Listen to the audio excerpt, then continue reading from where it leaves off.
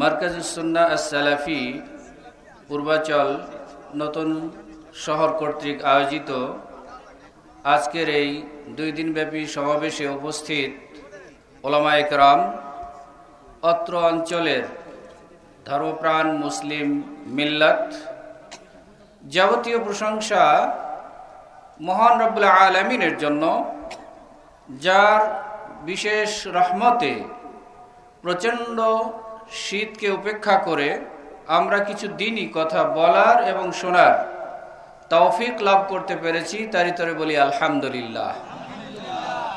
অতঃপর মাজলুম, দিশেহারা, নির্যাতিত, নিপীড়িত, উপেক্ষিত মানুষের হেদায়েতের দিশারি নবী মুহাম্মদ সাল্লাল্লাহু আলাইহি সাল্লামের উপর বর্ষিত হোক শান্তির ধারা। আল্লাহুম্মা সাল্লি আলা মুহাম্মদ ওয়া আলা আলিহি ওয়া সাহবিহি আজমাইন।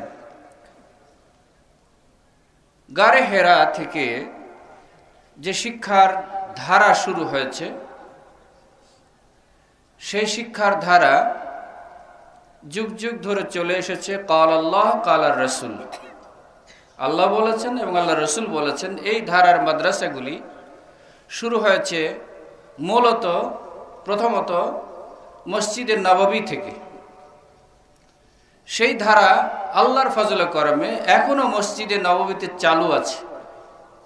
যারা মসজিদে নববীতে গিয়েছেন দেখবেন এরকম চেয়ারে বসে বসে বড় বড় মাশায়েখ, শায়েখগণ, উলামায়ে কেরাম বিভিন্ন বিষয়ভিত্তিক দর্শ দিচ্ছেন, সেখানে বসে বসে শুনছেন। আল্লাহর ফজলে করমে এখন সেই ধারাটাকে বিভিন্ন ভাষায় এক্সপ্যান্ড করা হয়েছে, চলছে বিভিন্ন ভাষায়। তো এই ধারার শিক্ষাটা ছিল মূলত আসল শিক্ষা। এই শিক্ষার ধারা ছোঁয়া ভারতবর্ষ এসেছে, কিন্তু দুঃখের বিষয় হলো সত্য, ভারতে 1780 খ্রিস্টাব্দের 1 অক্টোবর একটা মাদ্রাসা প্রতিষ্ঠিত হয়েছিল। সে মাদ্রাসার নাম ছিল কলকাতা আলিয়া মাদ্রাসা। পরবর্তীতে সেটার নামকরণ করা হয়েছে আলিয়া বিশ্ববিদ্যালয়, যেটি এখন খুব ব্যাপক হারে চলছে। সেই আলিয়া মাদ্রাসা প্রতিষ্ঠা করেন British governor general lord Warren Hastings 1 October 1780 খ্রিস্টাব্দে। ভাগ্যক্রমে এই শিক্ষায় প্রতিষ্ঠানে প্রায় 150 বছর, 147 বছর যাবৎ 25 জন প্রিন্সিপাল ছিলেন, অধ্যক্ষ ছিলেন নাসারা। কত বছর? 147 বছর প্রায়। তাহলে একজনের ভাগে প্রায় গড়ে 3 বছর করে পড়ে একজন প্রিন্সিপাল। এরপরে যিনি সর্বপ্রথম মুসলিম প্রিন্সিপাল হলেন, তিনি হলেন শামসুল উলামা কামাল উদ্দিন আহমেদ। তিনি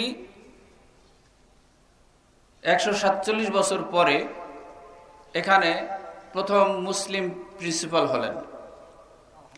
এর আগে যারা ছিলেন, প্রথম ছিলেন doctor Springer, Alexander, Hamilton, Harley পর্যন্ত প্রায় 25 জন প্রিন্সিপাল ছিলেন বিধর্মীয়। আপনার ঘরে যদি বিধর্মীয় কোনো দায়িত্বশীল নিয়োজিত হয়, তাহলে সেই ঘরটা কি ধর্মীয় আলোকে চলবে না বিধর্মীয় আলোকে চলবে? বাহ্যিক দৃষ্টিতে কলকাতা আলিয়া মাদ্রাসার যথেষ্ট সুনাম রয়েছে, খেদমত হয়েছে, আলেম হয়েছে। তারা এই শিক্ষা ব্যবস্থাটাকে 2টি ধারায় দেখালো। একটা হচ্ছে ওল্ড স্কিম আর একটা হচ্ছে নিউ স্কিম। নিউ স্কিম হচ্ছে তাদেরটা, যে এখানে আধুনিক শিক্ষা ব্যবস্থা আছে, এটা শিখলে তোমরা ভালো কিছু হবে। অথচ মুসলিমদের ছিল গোল্ডেন এজ। যখন মুসলিমরা জ্ঞান বিজ্ঞানে উন্নত ছিল, তখন কিন্তু মুসলিমদের যথেষ্ট সুনাম ছিল। এই মুসলিমদের সুনামগুলিকে তারা নস্যাৎ করে দিয়ে বলল এরা হচ্ছে ডার্ক এজ, অন্ধকার যুগের মানুষ। আমরা কি আসলে অন্ধকার যুগের মানুষ? কোরআনের আলো কি আলো নয়? কোরআন কি শুধু নির্দিষ্ট একটি সীমার জন্য, নির্দিষ্ট একটি যুগের জন্য, একটি কালের জন্য? তা নয়, সর্বকালের সর্বযুগের জন্য আলো। সেই আলোকিত শিক্ষা ব্যবস্থাটাকে আস্তে আস্তে নষ্ট করে দেওয়ার জন্য এই পায়তারা করা হয়। তৎকালীন ভারতবর্ষের মুসলিমগণ ৮৬ বছর পরে, তাদের ৮৬ বছর পরে 1866 সনে দেওবন্দ আলিয়া মাদ্রাসা দেওবন্দ মাদ্রাসা প্রতিষ্ঠা করলেন। সেখানেও খেদমত হচ্ছে আল্লাহর ফজল করমে। এই ধারা চলে আসছিল এতদিন পর্যন্ত দেওবন্দ কেন্দ্রিক। একটা হচ্ছে মসজিদে নববী কেন্দ্রিক শিক্ষা ব্যবস্থা, আর একটা হচ্ছে কলকাতা আলিয়া কেন্দ্রিক এবং দেওবন্দ কেন্দ্রিক। এই শিক্ষা ব্যবস্থাকে সকলগুলিকে আমরা স্বাগত জানাই, যদিও কিছু ত্রুটি বিচ্যুতি রয়েছে। এই শিক্ষা ব্যবস্থাটাকে আমরা যদি খেয়াল করে দেখি, 1997 সালে তৎকালীন প্রেসিডেন্ট ঘোষণা দিলেন যে যারা দাখিল পাশ করবেন তারা ম্যাট্রিকের সমমান পাবেন। এতে আমরা খুশি হয়েছিলাম, অবশ্যই অনেক যথেষ্ট আনন্দিত হয়েছি যে আমরা মাদ্রাসার বারান্দা থেকে ম্যাট্রিক আয়ে পাশ করে কলেজ ইউনিভার্সিটিতে যেতে পারবো, গিয়েছিও অনেক। কিন্তু মূলত আমাদের মাজা ভেঙে দেওয়া হয়েছে। ইসলামী শিক্ষার যে ঐতিহ্য সেটাকে এই বাংলাকরণের নামে এবং সনদের মানোন্নয়নের নামে কোমর ভেঙে দেওয়া হয়েছে। আসলে রাগ করবেন না, অনেক ভাই আমরা আজকে আলেম ফাজেল কামেল পাশ করছি, যার ফলে অনেক উচ্চ শিক্ষায় শিক্ষিত হওয়ার সুযোগ লাভ করতে পারছি, কিন্তু দিন থেকে অনেক দূরে সরে যাচ্ছি বলে মনে হচ্ছে। দেখুন, সে কৌশলটা আমরা বুঝতে পারিনি। তখন আমরা অনেক আলেম ওলামাল আনন্দে উদ্বেলিত হয়ে রাস্তায় স্বাগত জানিয়েছি। লাভটা কি হলো? আমরা ইউনিভার্সিটিতে যাওয়ার সুযোগ পেলাম, কিন্তু এই সুযোগে মাদ্রাসা বোর্ডে ঢুকিয়ে দেওয়া হলো সমস্ত বাংলা ভার্সন, আরবির আর কোনো সম্পর্ক নাই, নাম কাওয়াস্ত। তারপরে কি করা হলো? দাখিল এবং আলিমকে ম্যাট্রিকের আয়ের মান দেওয়া হলো। তার মানে সেখানে আয়ে কলেজ লেভেলে যে বইগুলি পড়ানো হয় সবগুলি সেখানে প্রবেশ করানো হলো। ঠিক তেমনিভাবে ফাজিলকে ডিগ্রির মান দেওয়া হলো, অনার্সের মান দেওয়া হলো কামেলকে, কিন্তু ইউনিভার্সিটিতে যে সমস্ত বই পড়ানো হয় এখানেও ঠিক একই বই পড়ানো। তার মানে এক গ্লাস পানির মধ্যে যদি আপনি আরেকটু দিতে চান তাহলে সেই পানি কি বাড়বে না কমবে? কিছু একটা কমাইতে হবে, তারপরে পানি দিতে হবে। তো ঠিক এই মাদ্রাসার যে বিষয়গুলি ছিল সেগুলিকে কমিয়ে দিয়ে অন্য বিষয়ে প্রবেশ করানো হলো। তাতে বাহ্যিক দৃষ্টিতে আমরা মনে করছি যে আমরা আধুনিকতা কিছু পেলাম, কিন্তু আসলে মূল জায়গা থেকে আস্তে আস্তে সরিয়ে দেওয়া হচ্ছে আমাদেরকে। দুঃখের বিষয় হলো সত্য, 1994 সালে সম্ভবত আমরা কওমি ভাইয়েরা আন্দোলন শুরু করলাম যে আমাদেরকেও সনদ দিতে হবে, আমাদেরকেও মান দিতে হবে। শুধু মোলা ঝুলিয়ে নিয়ে ঘুরে বেড়ানো হলো, ঘুরিয়ে নিয়ে বেড়ানো হলো আমাদেরকে। বর্তমান কালে এসে সেটাকে দেওয়া হলো পূর্ণ মান। এখানেও ঠিক একই কায়দায় হবে। এই কওমি থেকে যে শিক্ষা সিলেবাস রয়েছে এই সিলেবাসগুলি কিছু কমাও, তারপরে আমাদের মান নিতে হবে। আর কমিয়ে সেই জায়গায় খালি রাখা হবে না, অন্য কিছু দেওয়া হবে। তাহলে বাহ্যিক দৃষ্টিতে আমরা মনে করছি যে উন্নতির দিকে যাচ্ছি, কিন্তু মূলত আমরা পশ্চাৎপদ হচ্ছি। আমরা এই কারণে অনেকে কওমি জননীয় পদবি দিয়েছি। তো যাই হোক, মারকাজুস সুন্নাহ সালাফি আপনাদের পাশে অবস্থিত আত্মপ্রকাশ করেছে। সেই মারকাজুস সুন্নাহ সালাফি মসজিদে নববীতে কাল আল্লাহ কাল আর রসুলের যে সিলেবাস, সেই সিলেবাস দিয়ে চালু করছে আল্লাহর ফজল করমে। সেই ক্ষেত্রে আমরা তথাকথিত সনদের নামে নয়, বরং জ্ঞান চর্চার নামে, যেই জ্ঞানে 3টি ট্রিপল সি থাকবে, সেই জ্ঞান রসুল সাল্লাল্লাহু আলাইহি সাল্লামের থেকে এসেছে, এখনো মসজিদে নববীতে আছে, এখনো বিশ্বের বহু প্রান্তে সেই শিক্ষায় চলছে। এরই ধারাবাহিকতায় আমরা ট্রিপল সি কে কেন্দ্র করে এই মার্কাজুস সুন্নাহ সালাফির অগ্রযাত্রা শুরু করতে চেয়েছি আল্লাহর উপর ভরসা করে, অতঃপর আপনাদের নেক দোয়া কামনা করি। কি? একটি হচ্ছে কনফিডেন্স, ইয়াকিন, দৃঢ় বিশ্বাস। যে বিশ্বাস নিয়ে সাহাবায়ে কেরামগণ রাসূল সাল্লাল্লাহু আলাইহি সাল্লামের পিছনে ইলম শিখার জন্য ছুটেছিলেন, সেই দৃঢ় বিশ্বাস ইয়াকিন নিয়ে এই মার্কাজুস সুন্নাহ সালাফির যাত্রা শুরু করেছে। ঠিক তেমনি ভাবে দ্বিতীয় হচ্ছে ক্যারেক্টার, দ্বিতীয় সি হচ্ছে ক্যারেক্টার, আখলাক। দৃঢ় বিশ্বাসের সাথে সাথে উন্নত আখলাক থাকতে হবে। এই জন্য আমরা একটা স্লোগান দিয়েছি, উন্নত চরিত্র গঠনে অনন্য প্রতিষ্ঠান মার্কাজুস সুন্নাহ সালাফি।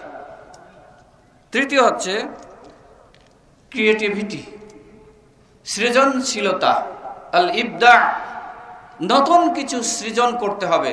ইসলাম কি শুধু কাদিম, সে আদিম কালের মতোই থাকবে, নাকি জাগতিক জ্ঞান বিজ্ঞানের সাথে ইসলামের কোনো সম্পর্ক নাই?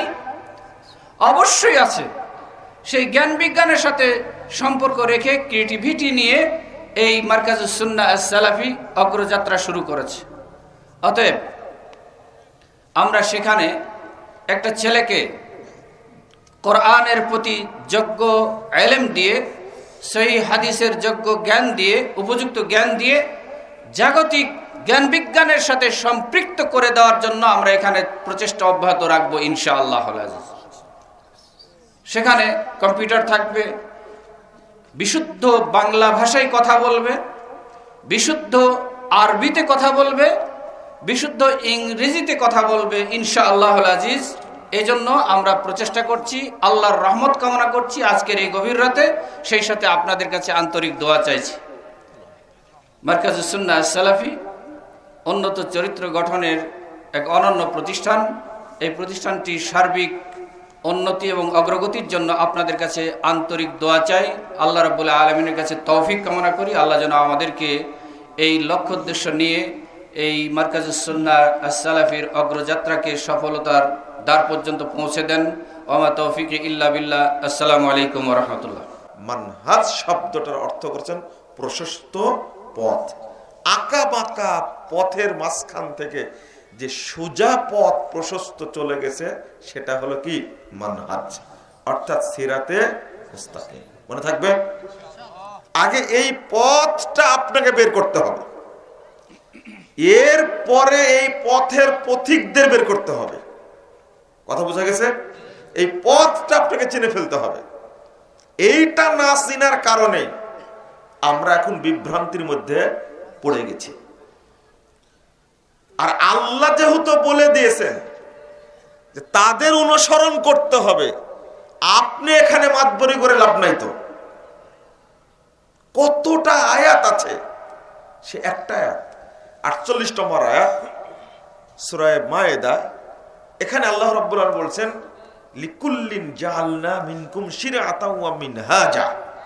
মানহাজ এবং মিনহাজ দুইটা শব্দই কোরআনে হাদিসে এসেছে। কথা বোঝা গেছে? এক। দুই, সালাফ। সালাফ শব্দের অর্থ হলো পূর্ববর্তী, অগ্রগামী। কারা অগ্রগামী হয়েছে? আগে চলে গেছে কারা? এই 3 যুগের লোক। তো সালাফটা কোথায় থেকে পেলাম? সহিহ বুখারীর 6286 নম্বর হাদিস। রাসূল সাল্লাল্লাহু আলাইহি ওয়াসাল্লাম ফাতেমা রাদিয়াল্লাহু আনহাকে মৃত্যুর আগ মুহূর্তে বললেন যে আমি চলে যাব, তখন কাঁদতে লাগলেন। তখন আবার ডাকলেন, এবার কানে কানে কি যেন বললেন। তো ফাতেমা রাদিয়াল্লাহু আনহা খুব খুশি হয়ে গেলেন। তখন এইটা লক্ষ্য করেছেন আয়েশা রাদিয়াল্লাহু আনহা। কে? মা আয়েশা রাদিয়াল্লাহু আনহা লক্ষ্য করে পরে জিজ্ঞেস করছেন, আচ্ছা তুমি প্রথম কাঁদতে লাগলে, পরে খুশি হয়ে গেলে কেন? তো আব্বা আমাকে বললেন ফাইন্নী নি'মাস সালাফু আনালাক। দেখো আমি তোমার অগ্রগামী হয়ে যাব, এটা তোমার জন্য কতই না মঙ্গলজনক। অর্থাৎ তিনি বুঝে গেলেন আব্বার পরেই আমি আব্বার সাথে প্রথম মিলিত হব। অর্থাৎ আব্বা অগ্রগামী, আব্বা কি সালাফ। তিনি চলে গেলেন দুনিয়া থেকে, তারপরে চলে গেছেন কে? তারই মেয়ে ফাতেমা রাদিয়াল্লাহু আনহা চলে গেছেন। এখানে সালাফ শব্দ ব্যবহার হয়েছে, কোরআনে ৩-৪ জায়গায় ব্যবহার হয়েছে। তার মধ্যে সূরা নিসা 22 নম্বর আয়াতে আপনারা খুঁজলেই পাবেন। তাহলে সালাফ মানে কি? পূর্ববর্তী। তার বিপরীত একটা শব্দ হলো খালাফ, মানে পরবর্তী।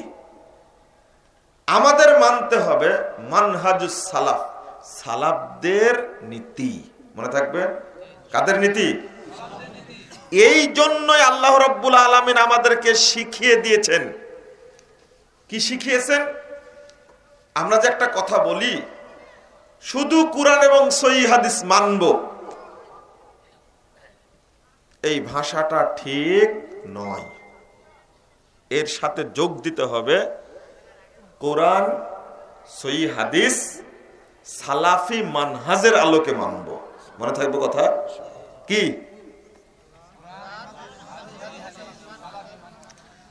আপনারা এখন বলছেন সহিহ আকীদা, বলছেন না?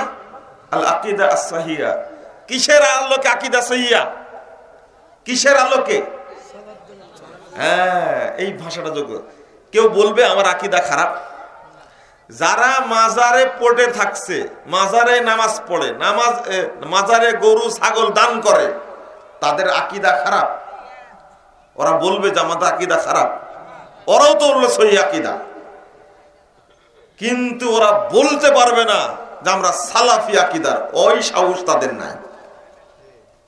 বলবে আহলে হাদিস আকীদা, এই সাহস তাদের নাই। আপনি আবার বুঝেন, আমি আহলে হাদিস আকীদার, আমি সালাফি আকীদার মানুষ, এটা তারা বলতে পারবে কি? সহিহ আকীদার মানুষ এরা সবাই বলতে পারবে। আপনার কথাটা হবে এই ইনার মানহাজ কি সহিহ? কথা বুঝতে পারলেন?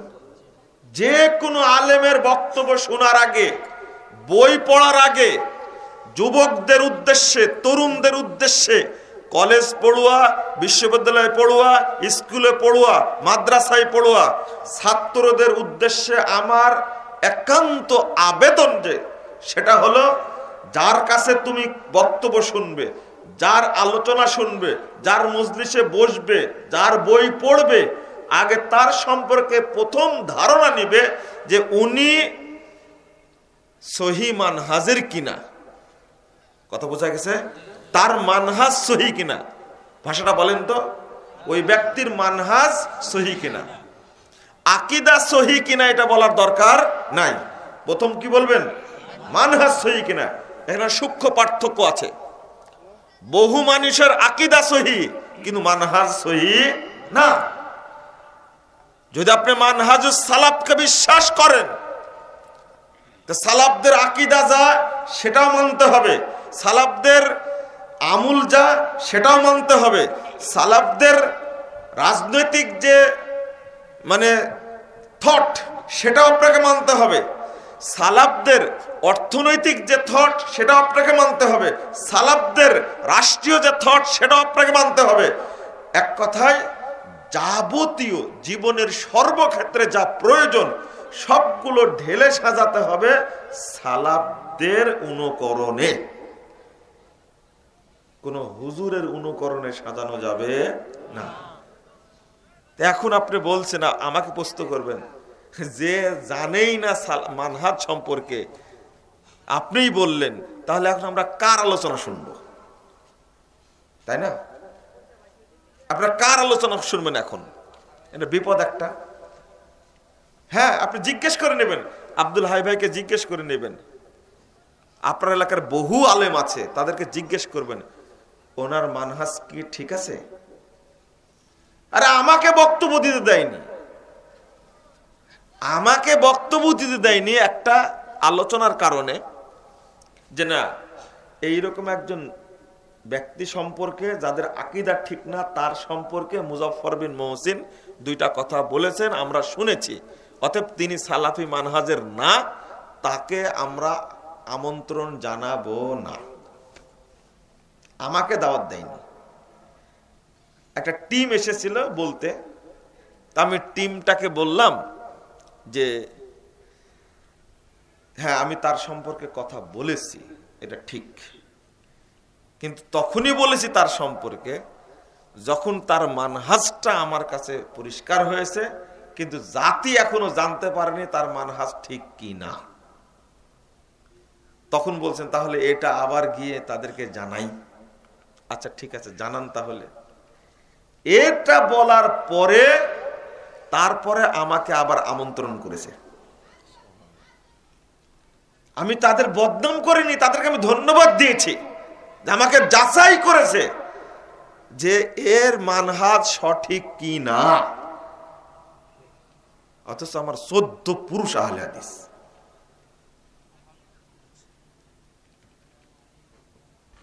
আমি কোনো দিন কোনো মাযহাবী উস্তাদের কাছে পড়িনি, আমি কোনো দিন কোনো মাযহাবী মাদ্রাসায় পড়িনি। আমার সব উস্তাদ আহলে হাদিস, সব মাদ্রাসা আহলে হাদিস, আমার বললাম তো 14 পুরুষ আহলে হাদিস আলহামদুলিল্লাহ। অথচ তারা আমি কোন মানহাজের সেটা পরীক্ষা করছে। এটা খারাপ না ভালো? এটা ভালো। এই পরীক্ষাটা আপনাদের করতে হবে। নিয়ে এসে বসা দিলেন একজনকে, তার মানহাজ ঠিক নাই, আকীদা সহি। একটু পরে বলি ওইটাকে। আল্লাহ রাব্বুল আলামিন বলছেন ফাইন আমানু বিমিসলি মা আমানতুম বিহ, সূরা বাকারা 137 নম্বর আয়াত খুলুন। ফাইন আমানু বিমিসলি মা আমানতুম বিহ, সাহাবীদেরকে আল্লাহ বলছেন তোমরা যেভাবে ঈমান এনেছো তারা যদি ওইভাবে ঈমান আনে ফাকাদ ইহতাদাও, তাহলে তারা হেদায়েত পাবে। তাহলে শর্ত হয়ে গেল সাহাবায়ে কেরাম যেভাবে ঈমান পোষণ করেছেন আমাদের ঈমানটাও তাদের মতোই হতে হবে। একটা বুখারীর অনুবাদ আমার সামনে দিল, দেখেন আব্দুল্লাহ আল কাফি আল কুরাইশি রাহিমাহুল্লাহ কত জ্ঞানী মানুষ ছিলেন। আমি আশ্চর্য হয়েছি তার একটা মন্তব্যে। এই যে কিছুক্ষণ আগে বললেন যে এই যে ধারা চালু হয়ে গেছে উপমহাদেশের ধারা, আগের আলেমগণ কার কথা বলবেন? আল্লামা আব্দুল্লাহ আল কাফি আল কুরাইশি রাহিমাহুল্লাহ এত বড় পণ্ডিত মানুষ, আরবি সম্পর্কে জানবেন, বই খুলে দেখেন, আহলে হাদিস পরিচিতি বইটা খুলে দেখেন, তারপরে ফেরকাবন্দি বনাম অনুসরণ ইমামগুলোর নীতি এই বইটা খুলে দেখেন, কোথায় থেকে সংগ্রহ করেছেন। আরবিতে পণ্ডিত ছিলেন, উর্দুতে পণ্ডিত ছিলেন, ফার্সিতে পণ্ডিত ছিলেন, ইংরেজিতে পণ্ডিত ছিলেন। তারা কেন অর্জন করলেন কি করে? এখন হয় না কেন? মৌলানা আকরাম খার কথা বলবেন। আহলে হাদিসরা চিরজীবন রাষ্ট্রের ক্ষেত্রে, রাজনীতির ক্ষেত্রে অবদান রেখেছেন, ঠিক আহলে হাদিস মানহাজের ক্ষেত্রে অবদান রেখেছেন, কিন্তু কখনো রাজনীতির দলীয় পদ গ্রহণ করেননি। 57 বছর রাজনীতি করেছেন মৌলানা আকরাম খান রাহিমাহুল্লাহ। এত বড় জ্ঞানী মানুষ, আপনি বই পড়েন না মাথায় আপনার ঘুরে যাবে। অথচ নাম মৌলানা আকরাম খাঁ, বলা হচ্ছে মুসলিম সাংবাদিকতার জনক ভারত উপমহাদেশে। একজন সাংবাদিক, এত বড় আলেম, ফার্সির এত সুন্দর জানতেন, আর ইংরেজি যে জানতেন। আমার এক উস্তাদ বলেছিলেন যে তোমরা নেশন শব্দের অর্থ খুঁজে বের করো তো। সারা রাত খোঁজার পরে যদি অর্থ করছে, দিলেন এক ধমক। নেশন শব্দটা ইংরেজি, এই অর্থটা তোমরা আজও জানো না? এরা মৌলানা আকরাম খাঁ। তারা এত এলেম অর্জন করলেন কি করে? কেউ হা করতে পারেনি। উপমহাদেশে যেখানে গেছেন মনোর আকরাম খা, কোন হিন্দু হোক মুসলিম হোক, কোন পণ্ডিতের সাহস হয়নি মনোর আকরাম খার সামনে দাঁড়ানো। আহলে হাদিসের বাচ্চা না? আপনি চিন্তা করতে পারছেন? আমি বলি বেদাতিরা তোমরা খুব লপং ঝপং করো, কিন্তু 1951 সালে যখন শিক্ষা কমিশন গঠন হয় উভয় পাকিস্তানের, পূর্ব পাকিস্তান আর পশ্চিম পাকিস্তানের, তখন তোমরা কোথায় গিয়েছিলে? ঘোড়ার ঘাস কেটেছিলে তোমরা। মৌলানা আকরাম খাকে করা হয়েছিল শিক্ষা কমিশনের চেয়ারম্যান। কেন করা হলো? আবার যখন আব্দুল্লাহ আল কাফি আল কুরাইশিকে পুরস্কার দেওয়া হয়, বাংলা একাডেমি থেকে সাহিত্য পুরস্কার দেওয়া হয়, একজন আলেম মানুষ সাহিত্যে পুরস্কার পেলেন। চিন্তা করা যায়, বই পড়তে যা দেখেন বর্তমানে যারা সাহিত্যিক তারা দুনিয়ার হলো যৌন সুর চিনিয়া ব্যস্ত, যত নোংরা কথা সাহিত্যের মধ্যে লিখে রাখছে, আর তাদেরকে বাংলা একাডেমি সাহিত্য পুরস্কার দিচ্ছে এখন। আর আগের যারা সাহিত্য লিখেছেন পড়ে দেখুন একবার। আমি এখানে যেটা বলতে চাচ্ছি সেটা হলো এখন চেঞ্জ হয়ে গেছে না, ওইটা আবার ফিরিয়ে নিয়ে আসতে হবে। আমরা পারি না কেন এখন? না পারার পিছনে কারণ হলো একটা, যে আমরা শিক্ষা থেকে পিছিয়ে আছি। শেখ আব্দুল হাই সাহেব বললেন না যে আমাদের ছেলেদেরকে আরবি যেমন ভালো শিখতে হবে, বাংলা তেমন ভালো শিখতে হবে, ইংরেজিও তেমন ভালো শিখতে হবে। আমি আর একটা যোগ করব, উর্দু শিখতে হবে। উর্দুর মধ্যে যে এলেম লুকিয়ে আছে, উপমহাদেশে উর্দু ভাষা যে এলেম লুকিয়ে আছে, আল্লাহু আকবার। আপনি উর্দু না জানলে অনেক কিছুই জানতে পারবেন না।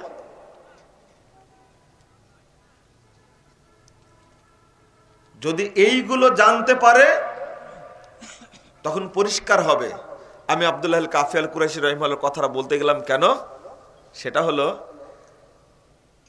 সম্ভবত 1955 সালে হবে কি 48 সালে বাংলাদেশে প্রথম বুখারের অনুবাদ বের হয়। তখন আমি নাম বলছি না, তখন আব্দুল্লাহ আল কাফি আল কুরাইশি রাহিমাহুল্লাহর কাছে নিয়ে যায় অনুবাদটা। তিনি বলেছেন, দেখেই বলছেন, আরে এটা তো অনুবাদ না, এটা তো প্রতিবাদ। কি বলেছিলেন? 2-4 পৃষ্ঠা পড়েই দেখছে এটা তো অনুবাদ না, এটা প্রতিবাদ। মানে অনুবাদের মধ্যে হাদিসের অনুবাদ করছে, কিন্তু সব বেদাতি মানহাজের আলোকে অনুবাদ করেছে। বুঝতেই পারছেন কোন বুখারীর কথা বলছি আমি। সর্বনাশটা ওই জায়গায় করেছে। আপনি যে হাদিস পরবর্তীতে আধুনিক প্রকাশনী থেকে বুখারী বের করেছে, অনুবাদ করতে যায় যে মাত্র দিয়ে অনুবাদ করেছে, আর টিকায় লিখেছে হানাফি মানহাজ। কথা বুঝতে পারেননি? টিকা লিখছে কি? আধুনিক প্রকাশনীতে যে বের করেছে শুধু হানাফি মানহাজ যোগ করেনি, ওখানে মওদুদি মানহাজও যোগ করেছে। মানে অনুবাদকরা জানে না যে কোরআনের অনুবাদ করতে হলে, হাদিসের অনুবাদ করতে হলে সালাফরা যেভাবে হাদিসটা বুঝেছেন ওইভাবে বুঝতে হবে, তাদের এই জ্ঞান নাই। আল্লাহ বলে দিচ্ছেন, ফাইন আমানু বিমিসলি মা আমানতুম বিহি, তারা যেভাবে ঈমান এনেছেন, অর্থাৎ আল্লাহ বলছেন সাহাবীদেরকে, তোমরা যেভাবে ঈমান এনেছো এইভাবে যদি তারাও ঈমান আনে ফাকাদ ইহতাদাও, তাহলে হেদায়েত পাবে। ওয়াইন তাওয়াল্লাউ, যদি তারা মুখ ফিরিয়ে নেয়, ফাইন্নামা হুম ফি শিকাক, তারা ওই হটকারিতার মধ্যেই থেকে গেল, বক্রতার মধ্যেই থেকে গেল, ওই পথভ্রষ্টতার মধ্যেই থেকে গেল, ওরা আর পথ পেল না। তাদের একটুক যদি বিরোধিতা করেন তাহলে আপনি হেদায়েত পাবেন না। আমার কথাটা কি বোঝা গেল একটু? আমি তো সহজ করেই বলছি। মানে সাহাবায়ে কেরাম, তাবেঈনে আযম, তাবে তাবেঈনের যে মানহাজের উপরে ছিলেন ওইটা আমাদের কি করতে হবে? গ্রহণ করতে হবে। সূরা লুকমান 15 নম্বর আয়াত আল্লাহ বলছেন, ওয়াত্তাবি সাবিলা মান আনাবা ইলাই, যে আমার দিকে অনুগামী, তোমরা তার পথের আনুগত্য করো, তুমি তার পথে অনুসরণ করো।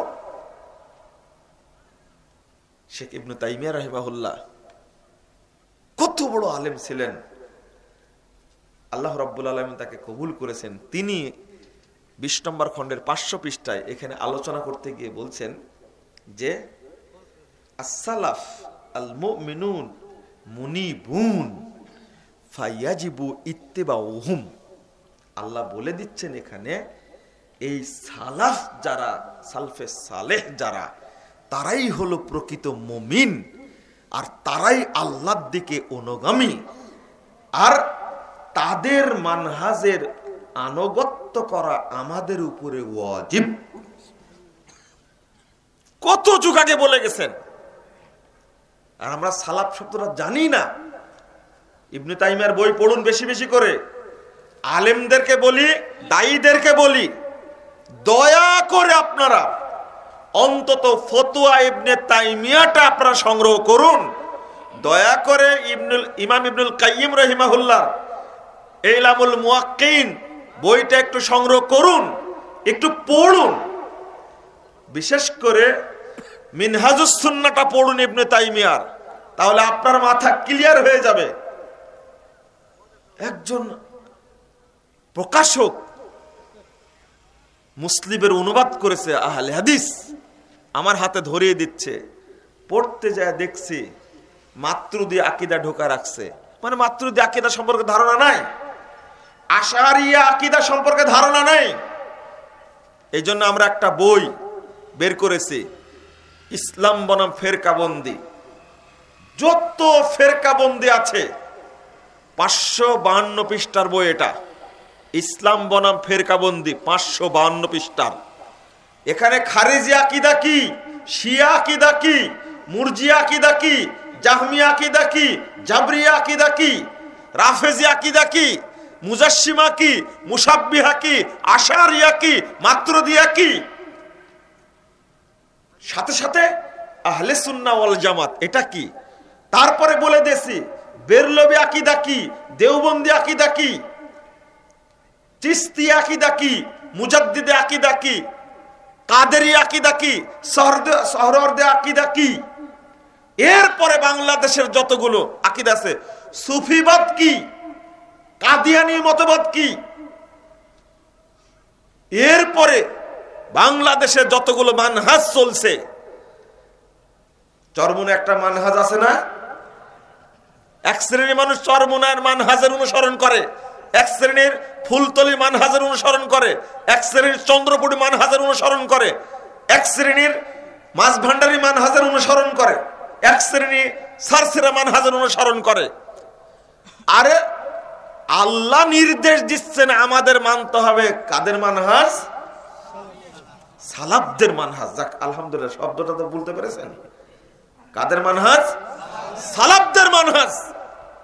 আর আমি আপনি এই সালাফদের মানহাজ অনুসরণ করি বলে সালাফি বলে পরিচয় দিতে গর্ববোধ করি, আহলে হাদিস বলে পরিচয় দিতে আমি আত্মসম্মান বোধ করি, মনে করি। কি বলেন আপনি? আমরা বিভিন্ন মানহাজে চলে এসেছি। আল্লাহ বলছেন কোনটা? সূরা ফাতিহা পড়ার সময় পড়ি ইহদিনাস সিরাতাল মুস্তাকিম, পড়ি না? পবিত্র কোরআনের সর্বশ্রেষ্ঠ সূরা সূরা আল ফাতিহা অন্য কোন নবীকে দেওয়া হয়নি। বিশেষ ফেরেশতার মাধ্যমে এই সূরাটা কিন্তু জিবরিল আমিন নিয়ে আসেনি। এটা কি জানেন আপনারা? জিবরিল আমিন নিয়ে আসেনি। এটা বিশেষ দরজা দিয়ে বিশেষ ফেরেশতার মাধ্যমে, যে ফেরেশতা দুনিয়াতে কোনোদিন আসেনি, ওই ফেরেশতা এসে এই সূরা ফাতিহা, সূরা বাকারার শেষ 2টা আয়াত আল্লাহর রাসূলের উপরে নাজিল করেছেন। অত সহজ না। এই সূরা ফাতিহার শ্রেষ্ঠ আয়াত যেটা, সেটা কি? ইহদিনাস সিরাতাল মুস্তাকিম সিরাতাল্লাযীনা আনআমতা আলাইহিম। হে আল্লাহ, আপনি আমাদেরকে সোজা সরল পথ দেখান, তাদের পথ যাদের উপরে আপনি ইনআম করেছেন, অনুগ্রহ করেছেন। কাদের পথ? এবার আপনি বলে দিন, উত্তর দিন। 69 নম্বর আয়াত সূরা নিসা। আল্লাহ বলে দিয়েছেন মিনান নাবিয়িন ওয়াস সিদ্দিকিন ওয়াস শুহাদা ওয়াস সলিহিন, চার শ্রেণীর মানুষ, ওয়া হাসুনা উলাইকা রাফিকা, তাদের পথে চলা কতই না ভাগ্যবানের ব্যাপার, ভাগ্যের ব্যাপার। আলহামদুলিল্লাহ। মিনান নাবিয়িন সেটা হলো সিরাতাল্লাযীনা আনআমতা আলাইহিম, কাদের পথ? সেটা হলো নবীদের পথ। ওয়াস সিদ্দিকিন, আর সিদ্দিকদের পথ। ওয়াস শুহাদা, শহীদদের পথ। ওয়াস সলিহিন, এবং কি সৎ বান্দাদের পথ। আলহামদুলিল্লাহ। সিদ্দিক কয়জন ছিলেন? সিদ্দিক কয়জন ছিলেন? সিদ্দিক 10 জন না, আশারায়ে মুবাশশারা, জান্নাতের সার্টিফিকেট পেয়েছেন কয়জন?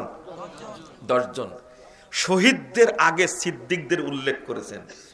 সিদ্দিক কারা কারা আল্লাহই ভালো জানেন, তবে আমরা পাই একজন হলো আবু বকর, তার মেয়ে মা আয়েশা রাদিয়াল্লাহু আনহা, সিদ্দিকা বিনতে সিদ্দিক, বাপ এবং বেটি। অন্তত এতটুকু জেনে রাখেন, আরো সিদ্দিক থাকতে পারে। তাহলে শহীদদের উপরে মর্যাদা কাদের? সিদ্দিকদের।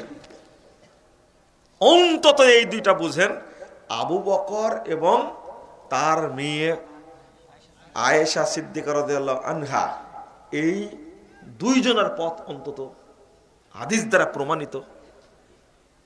3 অশুহাদা, শহীদদের পথ। আর একটা কি? সলিহিন, আর কি সৎ বান্দা। আল্লাহ বলছেন কি? আল্লাহ বলছেন কি? সূরা তাওবা 119 নম্বর আয়াত, ইয়া আইয়ুহাল্লাযীনা আমানু কুনু মা'আস সাদিকিন, হে ঈমানদারগণ তোমরা সাদিকিনদের সাথে থাকো। সাদিকিনদের ব্যাখ্যা করছে এক পীর বোকা কোথাকার, বলছে যে আমি পীর, আমার বাপ পীর, তার বাপ পীর, তার বাপ পীর, এরাই হলো সাদিকিন। আল্লাহ কি বলছেন সাদিকিন কারা? সূরা হাশর 8 নম্বর আয়াতটা খুলুন। লিল ফুকারাইল মুহাজিরিন আল্লাযীনা উখরিজু মিন দিয়ারিহিম, ওই ফকির মুহাজিররা যাদেরকে ঘর থেকে বিতাড়িত করা হয়েছে, বের করে দেওয়া হয়েছে। তারপরে বলছেন কি? ওয়া আমওয়ালিহিম ইয়াবতাগুনা ফাদলাম মিনাল্লাহি ওয়া রিদওয়ানা, তাদের ঘর থেকে বের করে দেওয়া হয়েছে, সম্পদকে বাজেয়াপ্ত করা হয়েছে। কিসের জন্য ঘর ছেড়েছেন? কিসের জন্য সম্পদ হারিয়েছেন? ইয়াবতাগুনা ফাদলাম মিনাল্লাহি ওয়া রিদওয়ানা, তারা আল্লাহর অনুগ্রহ চেয়েছেন, আল্লাহর সন্তুষ্টি চেয়েছেন। সন্তুষ্টির উদ্দেশ্যে ঘর বাড়ি সব ছেড়ে চলে গেছেন। মক্কা থেকে চলে যাননি সবাই মদিনায়? এরপরে বলছেন, আল্লাহ পরিচয় দিচ্ছেন, ওয়ায়ানসুরুনাল্লাহ ওয়া রাসূলা, আর তারা আল্লাহকে এবং রাসূলকে সাহায্য করতে চলেছে। উলাইকা হুমুস সাদিকুন, আর তারাই হলো কি? সাদিকুন। আর আমি বলছি আমার বাপ হলো সাদিকিন, একে সহ্য করে। পীর বাবা কি? সাদিকিন। আল্লাহ সাদিকিন বলছেন কাদেরকে? কাদেরকে বলছেন? যারা হিজরত করেছেন। মূলত আনসার মুহাজিররা হলো সাদিকিন। আর বলছে আমার দাদা সাদিকিন এর অন্তর্ভুক্ত, আমার পদ্দাদা, তার দাদা, তার দাদা, সবাই পীর। সবাই যে মুশরিক তা হিসাব করেন না। মানুষের যারা সেজদা নেয়, দুই পায়ের মাঝে যারা সেজদা নেয়, তারা কি মুসলিম না মুশরিক? পরিষ্কার মুশরিক একেবারে। এই জন্য তো বলি যে আন্দোলন তো অনেক কিছুর বিষয়ে হয়। বাংলাদেশে কোটি কোটি মানুষ টুপিওয়ালা, দাড়িওয়ালা, মুসল্লি, তারা শাহজালাল মাজারে, বাইজিদ বোস্তানি মাজারে, হাইকোর্টের মাজারে, শাহপরানের মাজারে, তারপরে সাতক্ষীরা লন্তির মাজারে, বাংলাদেশে কোটি কোটি মাজার আছে। সব মাজারে গিয়ে কোটি কোটি মুসলিম সেজদা দিয়ে মুসলিম থেকে মুশরিক হয়ে যাচ্ছে। এদের বিরুদ্ধে কোনো মিছিল মিটিং হয় না। এইটা আগে দরকার, আগে মাজার বন্ধ করো। আহলে হাদিসরা পরিষ্কার বলে, স্পষ্ট বলে, মাজার পূজা শিরকে আকবার, কবর পূজা শিরকে আকবার, খানকা পূজা শিরকে আকবার, মানুষ পূজা শিরকে আকবার, পীর পূজা শিরকে আকবার, মাছ পূজা, গাছ পূজা, পাথর পূজা, মূর্তি পূজা, ভাস্কর্য পূজা, এইগুলো হলো শিরকে আকবার। আহলে হাদিসরা গোষ্ঠী শুদ্ধি বলে যেগুলো শিরক, স্পষ্ট বলে আহলে হাদিসরা কোনো কারো দালালি করে না, পাঁচাটা গোলাম নয় তারা। আহলে হাদিসরা স্টেজ কথা বলে থাকে স্পষ্টভাবে। বিভ্রান্তি তৈরি করো কেন তোমরা? এক বাক্যে কথা বলো, একদিকে মূর্তির বিরুদ্ধে কথা বলো, আর একদিকে যা আবার মাজারে সেজদা করো। এটা কি নীতি হলো? কেন এই নীতি থাকবে? কোনটাই থাকবে না। তরুণ ভাইরা ধৈর্য ধারণ করো। তোমাদের বিরুদ্ধে তোমরা হক কথা প্রচার করার কারণে বাংলার আনাচে কানাচে টেকনাফ থেকে তেঁতুলিয়া পর্যন্ত প্রত্যেকটি মসজিদে, প্রত্যেকটি ঘরে আলহামদুলিল্লাহ নির্ভেজাল দাওয়াত পৌঁছে গেছে। ধৈর্য ধারণ করো, আর কয়েকদিন বাংলাদেশে যারা মাজার তৈরি করেছে ইনশাল্লাহ তারাই মাজার ভেঙে ফেলে দেবে। কয়েকটা রেকর্ড হয়েছে এরকম, মাজার তৈরি করেছিল আগে, পরে মাজার বাপের মাজার ভেঙে দিয়ে কবর সমান করে দিয়েছে। ওই রেকর্ড আমাদের কাছে আছে, ভবিষ্যতে হবে ইনশাল্লাহ। নিরাশ হওয়ার কিছু নেই। যদিও তোমাদেরকে জঙ্গি বলে, জেএমবি বললে থানায় রিপোর্ট দেয়। কারা রিপোর্ট দেয়? তোমরা একটু জিনিস খেয়াল করবা। তরুণদেরকে বলছে তোমরা সামনের প্রজন্ম, আলেমদেরকে বলে আর মুরব্বীদেরকে বলবে এরা আল্লাহ একেবারে খাস করে হেদায়েত না দিলে হেদায়েতরা হবে না। এদের নিয়ে আমাদের চিন্তাও নাই। এই মৌলবী আর মুরব্বী এই দুইটা যে এতই গুণার গুণা, জীবনে কি হবে না, পরিবর্তন হবে না। কইছি তো কইছি করছি।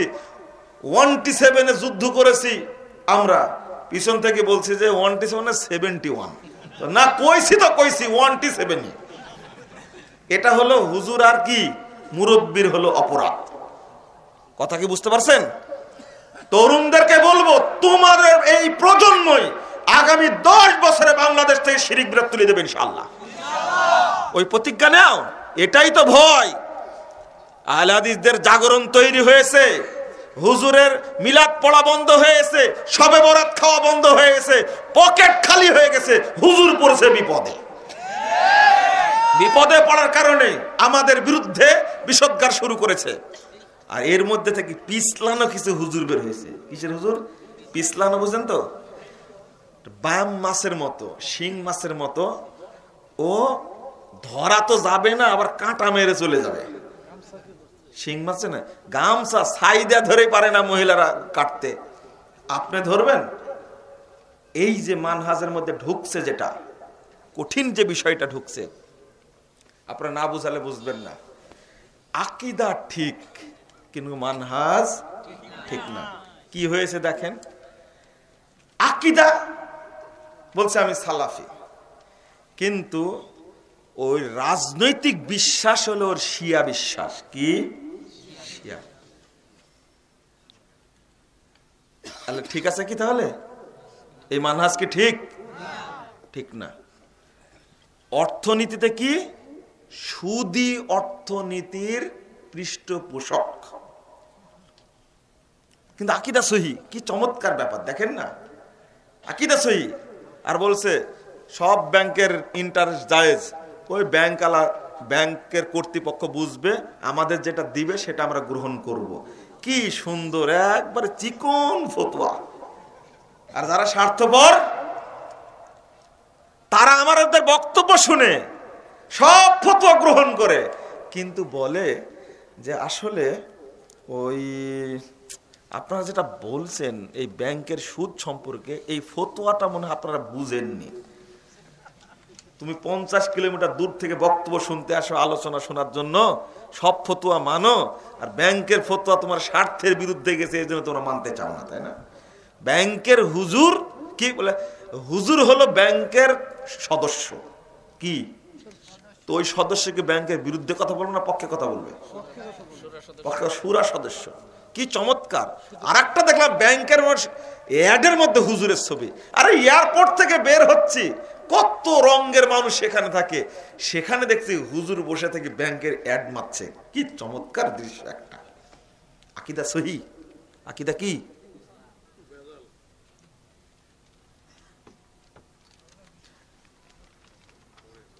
তাহলে আমার আলোচনা শেষ না।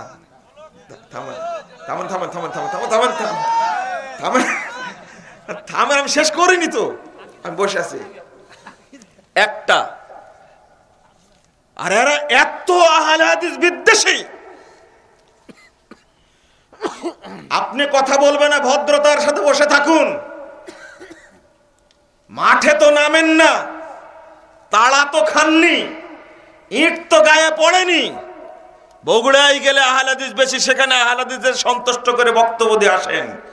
যদি পূর্বাচলে আসেন তো আহলে হাদিসদের খুশি করে বক্তব্য দেন, কিন্তু যখন লক্ষ্মীপুরে যান তখন তার গালে চুমু খেয়ে আসেন। আমরা তো পারি না, পারি কি? তাই ইট পাটকেল কোথা থেকে আসবে আপনাদের? আসবে? আমাকে কথা বলতেই হবে। আহলে হাদিসকে দোষারোপ করবেন কেন? আহলে হাদিস মসজিদে খুতবা দিয়ে খাচ্ছেন আপনি, আর আহলে হাদিসদের বিরুদ্ধে কথা বলেন, বিষোদ্গার করেন আপনি বসে বসে। এটা সহ্য হয় না, অসম্ভব। আহলে হাদিসরা কাদিয়ানীদেরকে অমুসলিম মনে করে, কাফের মনে করে, শিয়াদেরকে কাফের মনে করে। কখনো শিয়াদের সাথে কাদিয়ানীদের সাথে মুসলিমদের ঐক্য কিয়ামত পর্যন্ত হবে না। শিয়াদেরকে কালেমা শাহাদাত পড়ে ইসলাম গ্রহণ করতে হবে, কাদিয়ানীদেরকে কালেমা শাহাদাত পড়ে ইসলাম গ্রহণ করতে হবে। যতদিন গোলাম আহমদ কাদিয়ানী করা নবী মনে করবে ততদিন কাফেরই থাকবে, এবং অচিরেই বাংলাদেশে আইন পাশ করতে হবে কাদিয়ানীরা কাফের, অমুসলিম তারা। এই দাবি জানাচ্ছি। শিয়ারা অমুসলিম, আর আমি বলবো বক্তব্যে কাদিয়ানীরা শিয়ারাও আমাদের ভাই, সবাইকে নিয়ে ঐক্য করতে হবে। আকীদা ভালো, আকীদা ভালো, মানহাজ ভালো না। থামেন। এক, দুই নম্বর, এক শ্রেণীর মানুষ আকীদায়, আকীদায় কি মানে আমুলে খাঁটি সালাফি। সালাফি মানে কি? এক চামচ বেশি, আল্লাহু আকবার, হাত বাদ দেখবেন গলার নিচে, বুকের উপরে না। আমুল এত সুন্দর, এমন ভাবে আমুল করছে, সিয়াম পালন করছে, তাদের কথাগুলো এত মাজারের বিরুদ্ধে, তাগুতের বিরুদ্ধে কথা এত শক্ত, মনে হয় এর চেয়ে বড় মুসলমান কেউ নাই। কিন্তু আকীদায় ও খাঁটি খারেজি। বুঝেননি কথা? ওরা মনে করে মানুষ হত্যা করা কি জায়েজ। দেশে দুই শ্রেণীর লোক আছে, মুসলিম আর কি কাফের, অমুসলিম। অতএব এর বাহিরে যারা আছে তারাকে মেরে ফেলে দাও। আস্তাগফিরুল্লাহ, নাউযুবিল্লাহ। এরাই হলো জঙ্গি তৎপরতায় বিশ্বাস, যারা আলীকে উসমানকে হত্যা করেছে তাদের বংশধর এরা। আমুলে কত চমৎকার না? আকীদায় কি? এরা যদি সালাফদের মানহাজে বিশ্বাসী হতো তাহলে এই সর্বনাশ করত। আর এই ধোঁয়া তুলে আহলে হাদিসদেরকে খারেজি বানানোর জন্য, জেএমবি বানানোর জন্য এক শ্রেণীর স্বার্থান্বেষী ব্যক্তি এই প্রচেষ্টাটা চালিয়ে যাচ্ছে, যাচ্ছে না? আহলে হাদিস মসজিদগুলোকে পরিচয় করে দেয় এটা হলো শিয়া মসজিদ, কোন জায়গায় বলে এটা কাদিয়ানি মসজিদ। এতই খারাপের খারাপ এই পাগড়িওয়ালা শয়তানগুলো এর খুতবায় দাঁড়িয়ে বলে, পাগড়ি দিয়ে তুমি খুতবা দাও, তুমি আল্লাহর কাছে কি জবাব দিবা? তুমি জানো এই মসজিদ আহলে হাদিস মসজিদ, তুমি রিকশাওয়ালাকে কেন বললে, ভ্যান চালককে কেন বললে, দোকানদারকে কেন বললে, সাধারণ মানুষকে কেন বললে এটা হলো কাদিয়ানি মসজিদ, এটা হলো শিয়া মসজিদ? ও পাগড়িওয়ালা, তুমি কি মরবে না? তোমার মরণ হবে না? আল্লাহর সামনে দাঁড়াবে না? তুমি জানো আহলে হাদিসরা কাদিয়ানীদেরকে কাফের মনে করে, শিয়াদেরকে অমুসলিম মনে করে, তুমি কেন আহলে হাদিস মসজিদকে কাদিয়ানি মসজিদ বলে তুমি পরিচয় করে দিলে কেন? আর রিকশাওয়ালা কাদিয়ানি বুঝে, শিয়া বুঝে রিকশাওয়ালা, কিন্তু ঠিকই রিকশায় উঠবেন, বলে ওই সামনে যাও, তো রিকশাওয়ালা বলবে ওই শিয়া মসজিদে, তাই না?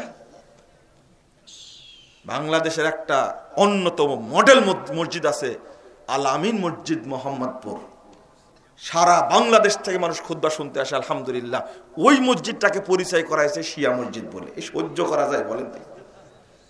সবচেয়ে সালাফি আকীদা শক্ত সেখানে আলোচনা হয়। ওই পাগড়িওয়ালা জানে না?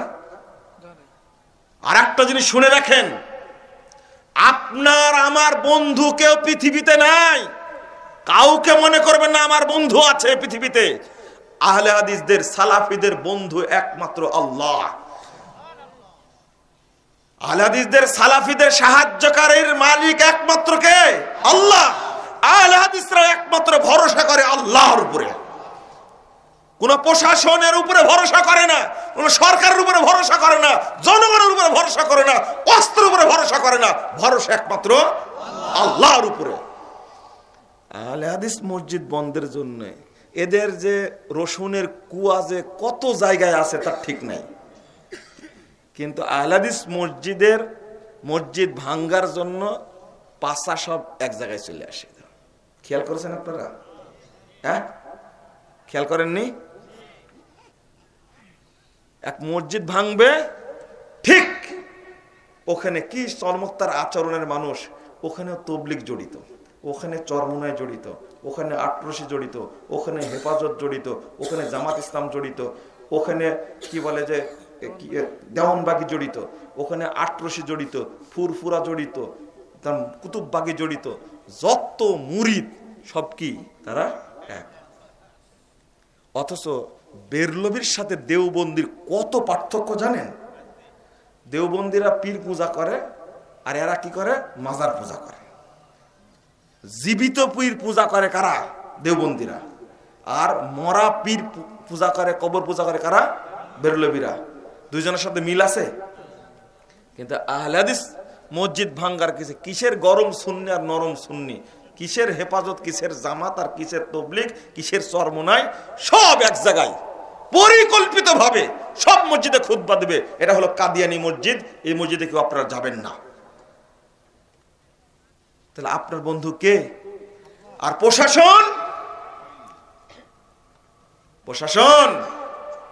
তোমরা মনে করো বাংলাদেশের প্রশাসনের দায়িত্ব পালন করো, তোমার গায়ে যে প্রশাসনের পোশাক থাকে ওই পোশাকের ট্যাক্সের টাকা আমারও দেওয়া আছে। আমরা বাংলাদেশের নাগরিক, আমরা বাংলাদেশে জন্ম নিয়েছি।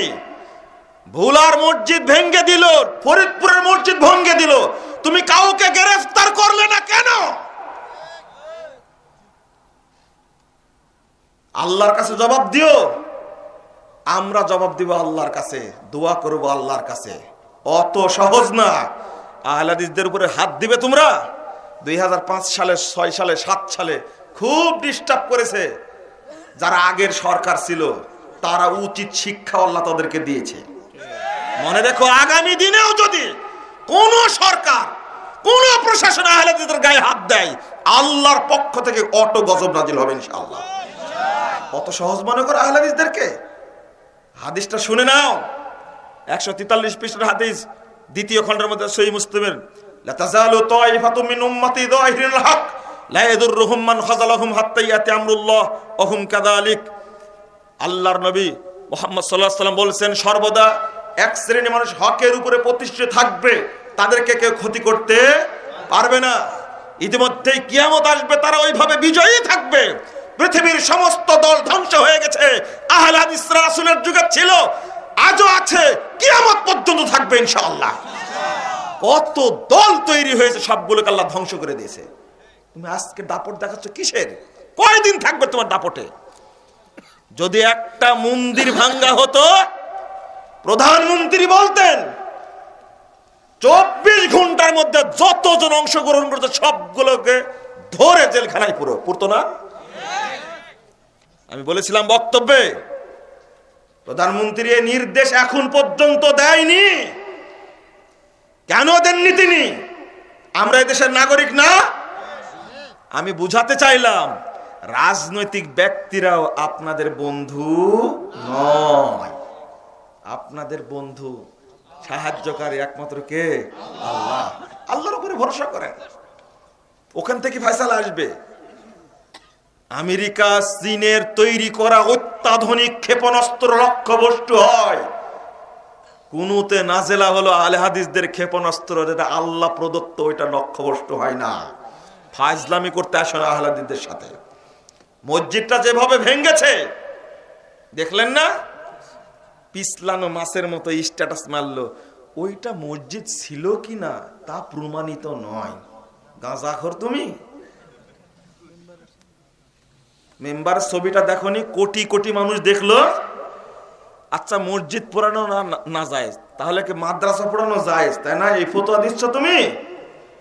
তুমি মুখোশধারী শয়তান একটা। মনে রাখবেন যে কথাটাই বলতে চাচ্ছি, এখন যে কথা বলতে চাচ্ছি, পিছলানো লোক আছে এক শ্রেণীর, পানি যেদিক হয় ছাতা ওই দিকে ধরে, আছে না? এরা আহলে হাদিসদের মধ্যে ঢুকে পড়েছে এখন। আমি এই বক্তব্য আরো 4-5 বছর থেকে দিচ্ছি, আরো 4-5 বছর থেকে দিচ্ছি। কত মানুষ ছিলেন যারা মাযহাব ত্যাগ করে খাঁটি আহলে হাদিস হয়েছে। এই উলামা একরাম নাই বাংলাদেশে? আব্দুস সাত্তার 30 আলী রহিমাহুল্লাহ, তিনি মারা গেছেন। তিনি মাযহাব চেঞ্জ করে আহলে হাদিসদের মধ্যে যত খেদমত করেছেন, তাকে কেউ সন্দেহ করে? বেটা তোমাকে সন্দেহ করে কেন? আব্দুর রউফ খুলনা কত বড় আলেম, তাকে কেউ সন্দেহ করে? তুমি পরিষ্কার করো না কেন? বাম মাছের মতো ধরা যায় না, এ কোন প্রকারের, এই প্রকারের না ওই প্রকারের, বুঝাই যায় না। এটা এদের কি বলবেন আপনি? একবার এতই চিকন ভাবে পাশ কাটায় আপনি চলে যাবে, আপনি বুঝতেই পারবেন না। এদের দরকার ডোনার। কি দরকার? ডোনার দরকার, এদের টাকা দরকার। মানে আহলে হাদিসদের মধ্যেও তো অনেক ডোনার আছে, তাদের কাছে গিয়ে খুব সুন্দর আলোচনা। হ্যাঁ, এই বাংলাদেশে যারা আহলে হাদিস তারাই হলো প্রকৃত ইসলামের খেদমত করছে। এগুলো কোনো রেকর্ডিং হয় না, এগুলো রেকর্ডিং হয়। আবার যারা মাযহাবী, তাদের কাছে গিয়ে বলে এর আহলে হাদিসরা গোঁড়া, এদের দ্বারা ইসলাম হবে না, যে আহলে হাদিস আছে এরা সালাফি না। এই আরেক ফিতনা বের হয়েছে এখন। এই বর্তমান বাংলাদেশে যারা আহলে হাদিস তারা নাকি সালাফি না। তুমি তো জিলাপি, তুমি তো সালাফি বুঝবে কি করে? হ্যাঁ, আগে তুমি সালাফি হও, তারপরে না বুঝতে পারবা। তুমি কথা বুঝতে পারো যে কি সুন্দর রসে রসে কথা বলছে না? এরাই হলো বর্তমান বাংলাদেশে আহলে হাদিসদের সবচেয়ে বড় শত্রু, সবচেয়ে বড় শত্রু। আর একটা আছে, মাফ করবেন আমাকে মাফ করবেন, আমি আর একটার কথা বলছি। এইটা কেউ বুঝবেন কেউ বুঝবেন না, তবে বলছি যাদের মাথায় আছে তারা বুঝবে। আকীদা আমল সবই ঠিক মনে হবে দেখতে, আকীদাও সালাফি, কিন্তু ওই আকীদার মধ্যে খারেজিদের গন্ধ আছে। আর একটা হলো আমলেও সালাফি, কিন্তু ওর মধ্যে মুরজিয়াদের গন্ধ আছে। কার?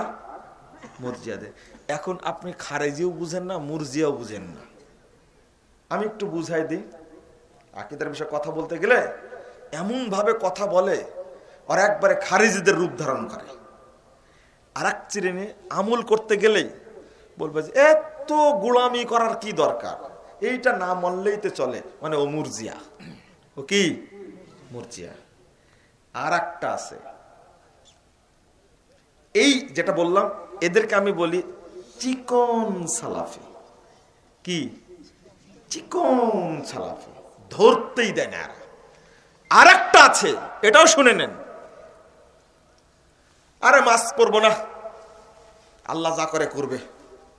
সালাত পড়ার সময় আছে না, এক মুরব্বী আমাকে সালাম দিচ্ছে, আমি সালাম দিলাম, তো হাত বাড়া দিচ্ছে। আমি বলে যে আমার বয়স তো কম, মুরব্বীরা আক্রান্ত হলে তাদের রিকভারি হওয়া খুব সমস্যা হচ্ছে। তো বলছে আমার মুসাফা করতে কোনো সমস্যা না, আপনি হাত দেন। হাত দিয়ে মুসাফা করলাম, আলহামদুলিল্লাহ কোনো সমস্যা নাই। আমার মুখে মাস্কও নাই, তখন মাস্ক নাই আমার মুখে। তখন এই মুরব্বীর তাকওয়া দেখে মনে হলো, পরহেজগারিতা দেখে মনে হলো যে নবীর চেয়ে 1 চামচ না, মনে হয় কয়েক চামচ বেশি পরহেজগার।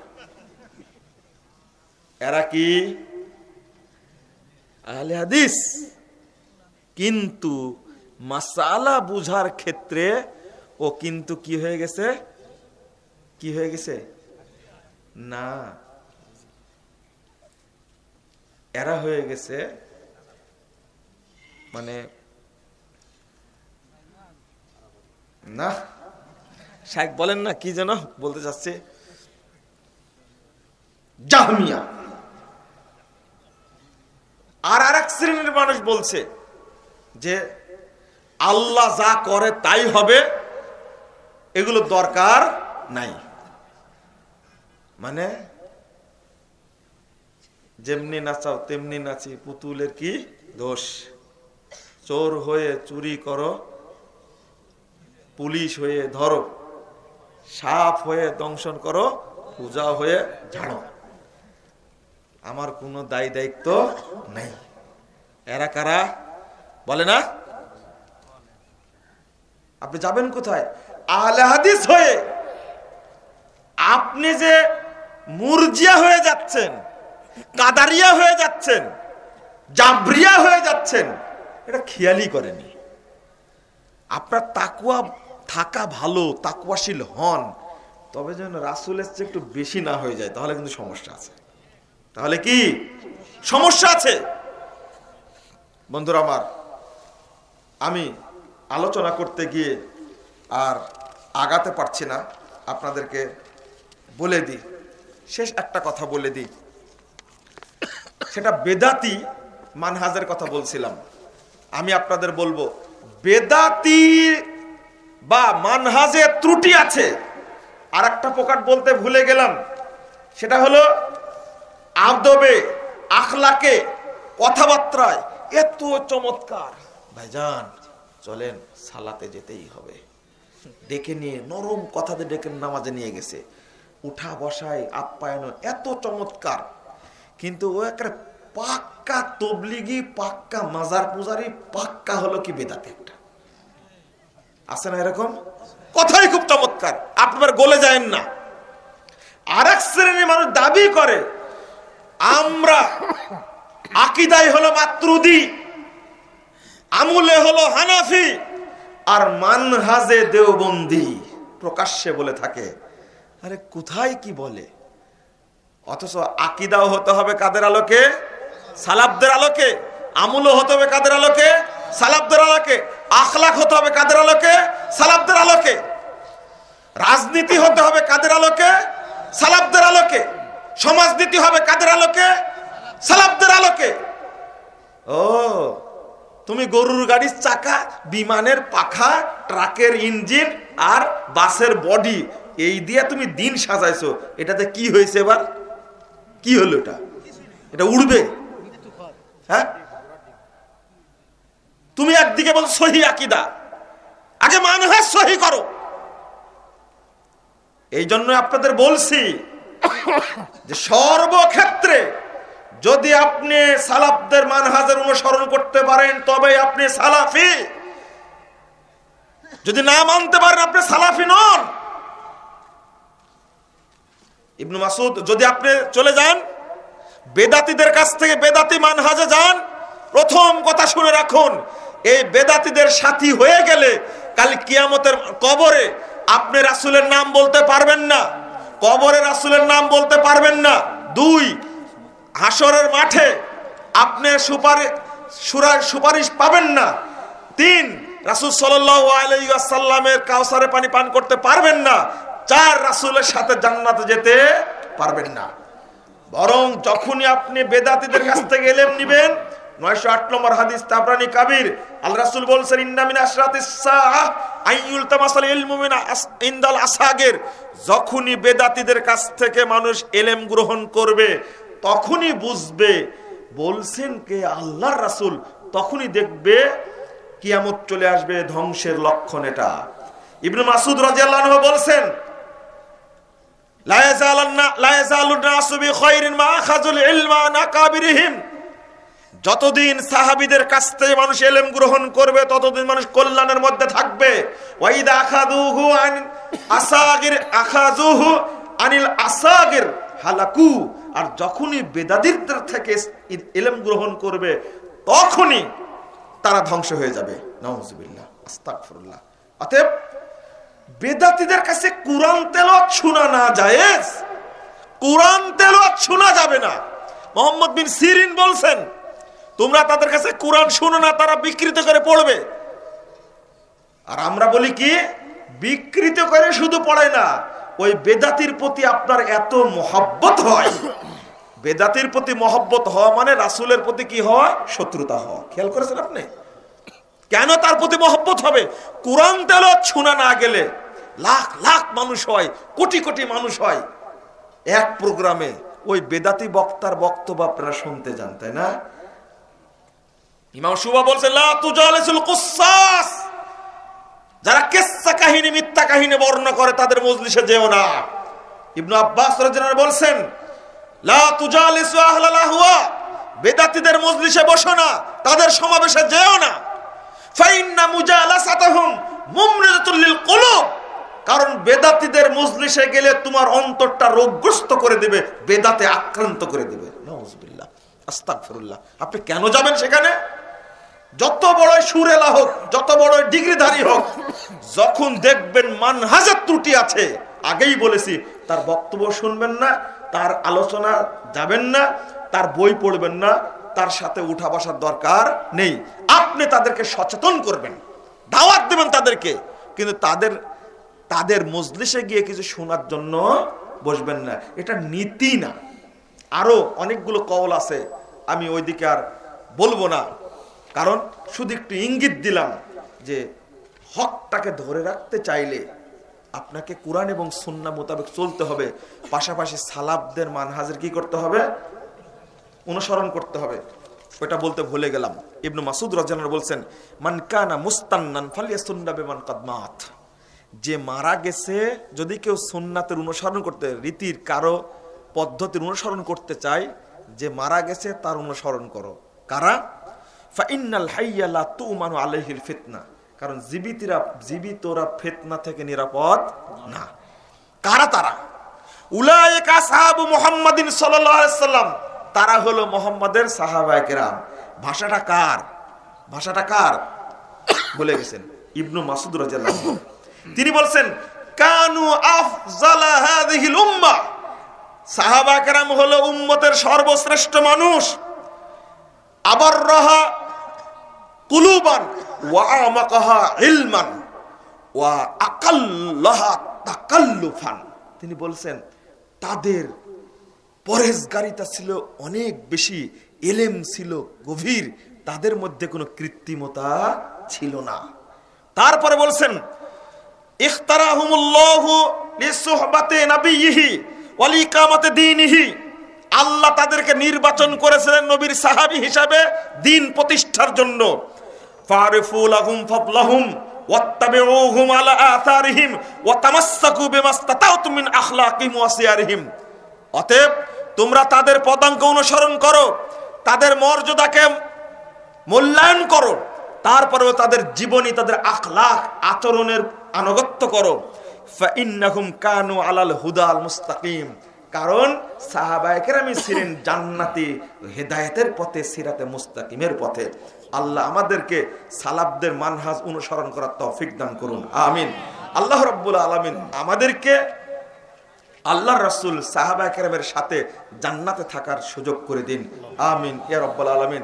আমরা চেষ্টা চালাচ্ছি যে এদেশে অন্তত 1000 খানেক যদি সহি মানহাজের আলেম, দক্ষ আলেম, দায়ী তৈরি করা যায়, ইনশাআল্লাহ 10 বছরে এই দেশের চিত্র পরিবর্তন হয়ে যাবে। ইনশাআল্লাহ চেঞ্জ হয়ে যাবে। আল্লাহ যেন কবুল করেন, আমিন। আপনাদের এখানে মারকাজুস সুন্নাহ আস-সালাফি যে প্রতিষ্ঠান করেছেন, আমিও অনুরোধ করব, বলবো আপনারা ছাত্রদের মানহাজ, উসুল এবং আকীদা বেশি বেশি শিক্ষা দিবেন। এখন মাদানীরা আসছে দেশে, তাদের দ্বারা অনেক উপকার হচ্ছে আলহামদুলিল্লাহ। তাদের এলেম বেশি, তারা খেদমত করতে বেশি। আমরা মাদানী না, মদিনায় পড়ি না, এই জন্য আমাদের যোগ্যতা নাই, বলতেও পারি না। এটা হলো আমাদের জন্য আক্ষেপ। মাদানীদের কারণে হচ্ছে, তাদের মাধ্যমে চেষ্টা হচ্ছে। আমিও চেষ্টা করছি সাধ্য অনুযায়ী। আপনারা নাম শুনেছেন দারুল হুদা ইসলামী কমপ্লেক্স, আলহামদুলিল্লাহ আমরা আমাদের লক্ষ্য উদ্দেশ্যে এগিয়ে যাচ্ছি। আপনাদের কাছে দোয়া চাই, আল্লাহ রাব্বুল আলামিন যেন প্রতিষ্ঠানটাকে কবুল করেন, আমিন ইয়া রাব্বুল আলামিন। জাযাকুমুল্লাহ খাইরান, সুবহানাকাল্লাহুম্মা বিহামদিক, আশহাদু আল্লা ইলাহা ইল্লা আনতা, আস্তাগফিরুকা ওয়া আতুবু ইলাইকা। ও বৈঠকে দানের কথা বলেছিলেন, আপনারা উঠে যাবেন না, বক্তা আরো আছে, তবে অবশ্যই আপনারা কিছু দান করে যাবেন এই প্রতিষ্ঠানে। এসেছেন যখন কেউ মাহরুম হবেন না, এসেছেন যখন কেউ মাহরুম হবেন না আল্লাহর ওয়াস্তে।